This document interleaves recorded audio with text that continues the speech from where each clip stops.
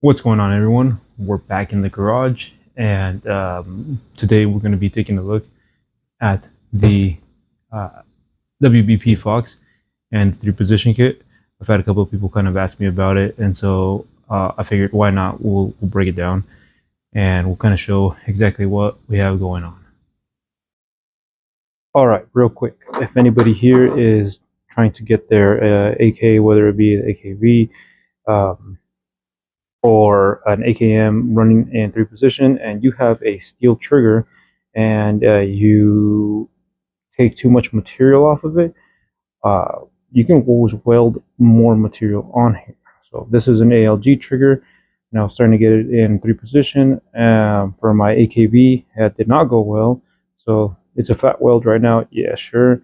But like I said, weld it, and then I'm going to Dremel it here, and then I'm going to throw the jig on there, and then basically just reshape it. I've done it before. It works. And this, like I said, this is for the AKV. The WBP Fox is good right now. I'm not going to mess with that one anymore, but I am trying to get my hands on a different trip kit to be able to try something a little bit different for anyone that may not be using an ALG trigger. So just something to keep in mind. I'll show the finished product once I get this all Dremel down in just a bit. And there we go. So the weld is cleaned up on this side. I still gotta clean it up on the inside. As you can see, the weld on the inside is still kind of thick, but right now, the way it is, I can get my jig, snap it on here. Oh, jeez, come on, work with me. There we go. Snap it on there, and I can see that I should have enough material on here to catch. Let me back it up just a bit. So I should have enough material to be able to reset this jig, or not the jig, but to reset the trigger, and shape it one more time, and hopefully get my AKV going in 3-position. So, just a quick tip. So, the first thing we'll do, we'll kind of show it from the outside. And this one right here did not come with the notch, so I just dribbled one in here, and I was a lot of testing before that just to make sure I was in the right spot. Save, single shot, force reset. And this one has the RS Regulate mount, slides on and off really easy. All right, so here's the internals. You should be able to see inside here. This is the cam right there, and here is the trip bar. The original kit I got was from Super Safety Shop, and that's how I got it running in 2-position. I do have a little bumper here that I'm just kind of messing with to see if it helps. Let's get this recoil spring out of here. And yes, this thing is very filthy. You see, it's quite dirty. And then I have a K&S piston in this. That was way before the Super Safety kit, but it works pretty well. So you can see the internals right here. I got the cam, the trip bar, and the trip bar is, like I said, from Super Safety Shop. The cam used to be from Super Safety Shop, but this one right here is actually from Texas Defense Supply. Excuse me. And I think the geometry is a little bit different, because as soon as I threw this one in there, then it started working. And so I use, let me get this, oops. Oh yeah. So the trip bar is, not the trip bar, but the cam is in the way. Okay, so I use these little clips. They are, let me grab one real quick. Got them in a parts bin over here. You can use the newer, what do you call them? Pin retainers, the plastic ones that sometimes they'll send with the kits.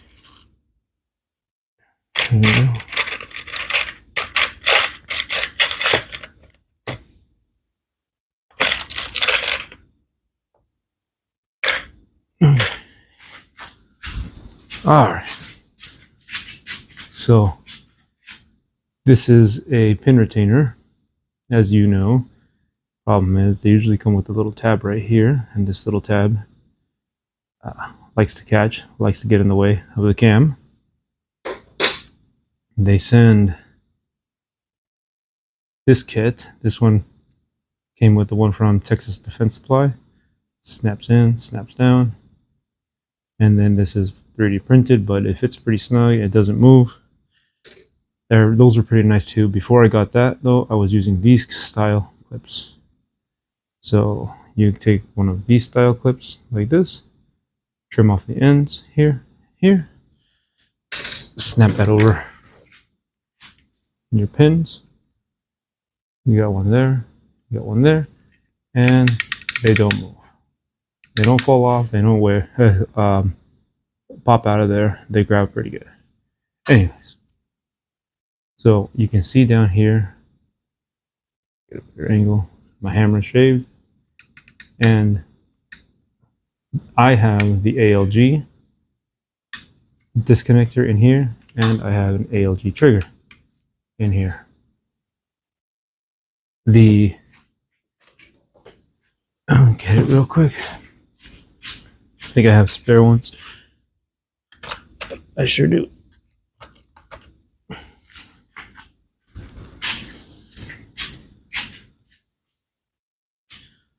The difference between the ALG disconnector and the full auto disconnector is not much. They do each have the little step, and so it's enough, at least with the WBP Fox, to work. I tried the same setup in the AKV when it was running before I dremel too much off the trigger, and now it's not working. So this is a full auto safety. We'll pop this out real quick. So full auto safety, you can see here the wider tab down here that actually is supposed to catch the little tabs on the disconnector, and this here, if I can get it,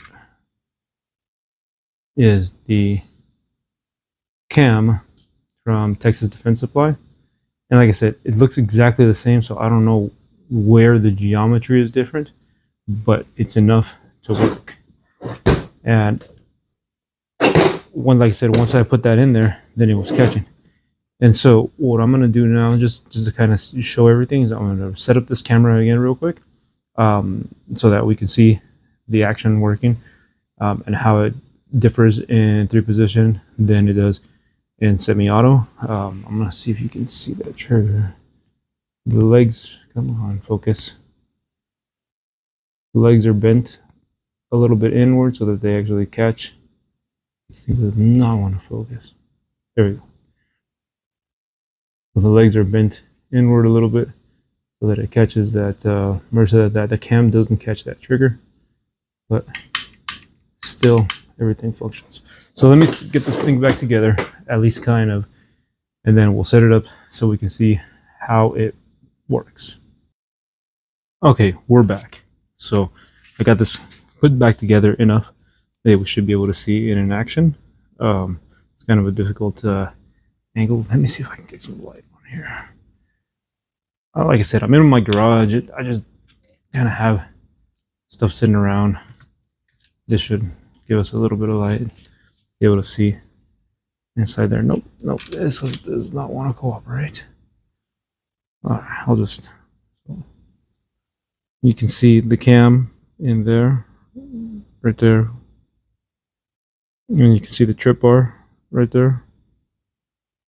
And so as that cam rotates, that messes or interacts with the trigger, and that trip bar catches the bolt, and so what's going to happen is all the way down, fires. Try something else.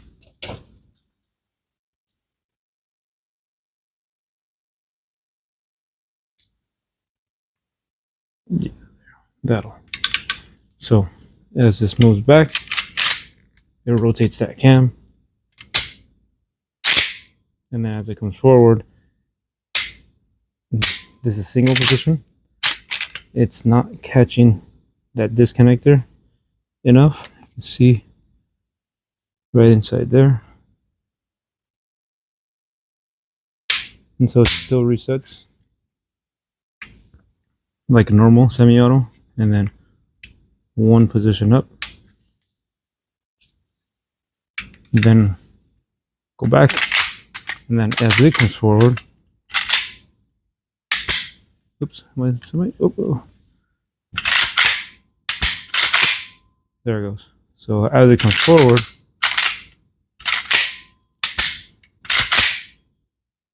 yeah, sometimes if I'm doing it by hand, it does not like to play. Let's see. Jesus Christ. There it goes.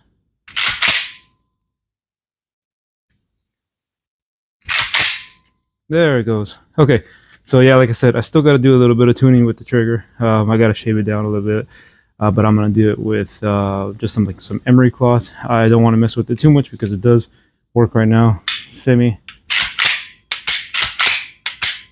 And then when it decides to work, then it works in the force reset, and you can see the trigger. But I think what it is, is I'm cramming down on it really hard. I'm trying to hold it, keep the camera, the light, and everything. But yeah, I mean, if I'm light on the trigger, then it runs. Go all the way down.